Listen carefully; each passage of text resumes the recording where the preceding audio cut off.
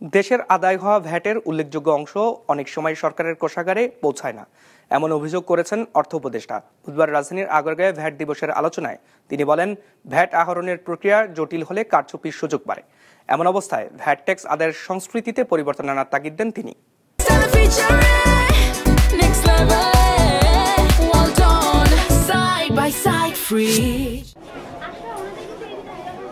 রাষ্ট্র পরিচালনায় রাজস্ব আদায় করে সরকার অভ্যন্তরীণ উৎস থেকে, যার প্রায় ৩৮% আসে ভ্যাট বাবদ। সেই অর্থেই কাজে লাগে সামাজিক নিরাপত্তা কার্যক্রমের অংশ হিসেবে। তবে অর্থনীতির আকার অনুযায়ী নিবন্ধিত ভ্যাটদাতা নেই দেশে। তথ্য বলছে, ছোট আর বড় মিলিয়ে দেশে ব্যবসা প্রতিষ্ঠান রয়েছে ১ কোটির বেশি, অথচ ভ্যাট প্রদান করে ৬.৫ লাখের মতো প্রতিষ্ঠান। ফলে আদায় হয় না কাঙ্ক্ষিত অর্থ। ২০১২ এবং ১৯-এর আইন যেটা আমরা বাস্তবায়ন করলাম, সেখানে ধারণা করা হয়েছিল যে আমরা বাই দিস টাইম সব ডিজিটাইজ করে ফেলবো, ফলে এখানে লিকেজগুলো অনেক কম হবে। কিন্তু আমরা আসলে ডিজিটাইজেশনটা প্রপারলি করতে ব্যর্থ হয়েছি, ফলে ম্যানুয়াল সিস্টেমও বাধাগ্রস্ত হয়েছে, ডিজিটালটাও কাজ করেনি। এই দুটোর কম্বিনেশনের কারণে কিন্তু আমাদের ভ্যাটের একটা বড় ধাক্কা আমরা খেয়েছি। তথ্য বলছে, দেশে বর্তমানে কর জিডিপির অনুপাত ৭.৭%, যা দক্ষিণ এশিয়ার মধ্যে সর্বনিম্ন। পাশের দেশ নেপালে কর জিডিপির অনুপাত ২৩.৪%, ভারতে তা ২০%। এজন্য ভ্যাট ট্যাক্স আদায়ের অস্বচ্ছতাকে দায়ী করেন অর্থ উপদেষ্টা।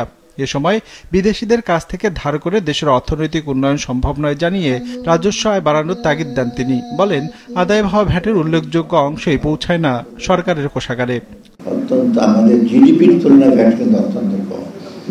অথচ পার্শ্ববর্তী দেশে ভারত দেখেন ভ্যাট কিন্তু অনেক, আরো অন্যান্য দেশের কথা তো দিলাম। আর একটা জিনিস ভ্যাটের যেটা হয়, সিস্টেমটা যেটা সবাই বললেন, খুব সহজ যেন সিস্টেম হয় এবং ভ্যাটে যদি কোনো কারচুপি না হয়, এবং ভ্যাট যেহেতু আপনি বা আমি যদি ভ্যাট দিয়ে যদি সরকারের কোষাগারে যেন পৌঁছায়।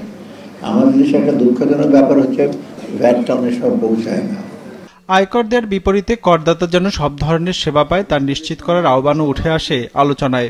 মানুষ যাতে ঝামেলাহীনভাবে কর দিতে পারে, সেজন্য এনবিআরকে ডিজিটালাইজেশন করার তাগিদও দেওয়া হয়।